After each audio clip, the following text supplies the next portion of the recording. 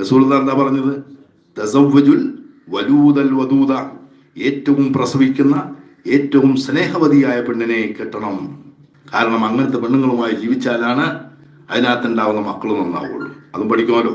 മക്കൾക്ക് നല്ല ബുദ്ധിശക്തിയും നല്ല കഴിവും പ്രാപ്തിയും ഒക്കെ ഉണ്ടാവണമെങ്കിൽ എന്ത് വേണം?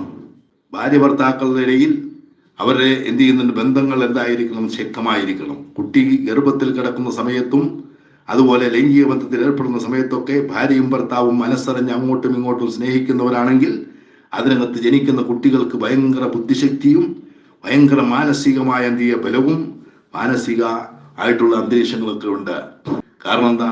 ധീരശൂര പരാക്രമിയായ മക്കളുണ്ടാവണമെങ്കിൽ എന്ത് വേണമെന്നാ? ഭാര്യയെ ദേഷ്യം പിടിപ്പിച്ചുകൊണ്ട് എന്ത് ചെയ്യണം? ലൈംഗിക ബന്ധത്തിൽ ഏർപ്പെടണമെന്നാണ് കിതാബിൽ രേഖപ്പെടുത്തിയിട്ടുള്ളത്. കാരണം എന്താ? ആ സമയത്തുള്ള ആ ദേഷ്യത്തോടു കൂടെയുള്ള ജന്മത്തിലുണ്ടാകുന്ന മകൻ ഭയങ്കര ശൂരനും ധീരനുമായിരിക്കും. അവന്റെ മുന്നിലൊന്നും ആരും അവനെ പേടിപ്പിക്കാൻ നോക്കിയാൽ പേടിക്കുന്നില്ല. അങ്ങനത്തെ മക്കൾ പറക്കണമെങ്കിൽ അതാണ് വേണ്ടതെന്ന് കിതാബിലുണ്ട്. അപ്പൊ എന്താ? ലൈംഗിക ബന്ധ സമയത്ത് ഭാര്യ ഭർത്താക്കളുടെ മാനസിക നില ശരിയല്ലെങ്കിൽ കുട്ടി ശരിയാവില്ല. ഗർഭസ്ഥാവസ്ഥയിൽ ഭാര്യയുടെ മനസ്സ് വേദനിക്കുന്നതായാൽ ഈ കുഞ്ഞിന് വളരെ മാനസിക വൈകല്യങ്ങൾ സംഭവിക്കുന്നതാണ്. അതുകൊണ്ട് ഇതൊക്കെ വലിയ മനഃശാസ്ത്രമാണ്. അതുകൊണ്ടാണ് റസൂൽ പറഞ്ഞത് തസവ്വജുൽ വലൂദൽ വദൂദ, സ്നേഹമാണ് വേണ്ടത്. ഭാര്യ ഭർത്താക്കൾക്കിടയിൽ എന്താ വേണ്ടത്? അല്ല തമ്മിത്തല്ലും ഇടിയൊന്നുമല്ല, അതൊന്നല്ല ഭാര്യ ഭർത്താവ് ജീവിതമൊന്നുമല്ല. സ്നേഹമാണ് വേണ്ടത്. ഈ സ്നേഹം വേണമെന്ന് മാത്രമല്ല, മറ്റൊരു സഹാബി വന്ന് നബിയോട് പറഞ്ഞു, ഞാൻ വിവാഹം കഴിച്ചു. നബി ചോദിച്ചു, ആരെ?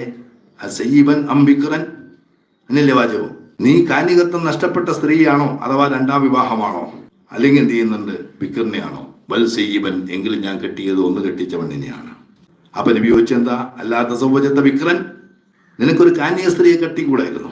തുലാഇബുക വ തുലാഇബുഹ, നീ അവളെയും കളിപ്പിക്കും അവൾ നിന്നെയും കളിപ്പിക്കും, അങ്ങോട്ടും ഇങ്ങോട്ടും തമാശയും കളിയും ചിരിയുമായി ജീവിക്കുമായിരുന്നു.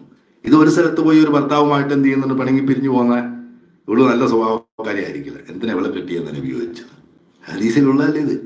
അപ്പൊ എന്ത് ചെയ്യണം? ഭാര്യ ഭർത്താക്കൾക്കിടയിൽ സ്നേഹം അത് നിലനിന്ന് പോയില്ലെങ്കിൽ വലിയ ഇടങ്ങേറാണ്. ഉണ്ടാവുന്ന മക്കൾ പോലും വൈകല്യമുള്ളവരാകും. മക്കൾക്ക് പല ജാതി കുഴപ്പങ്ങളുണ്ടാവും.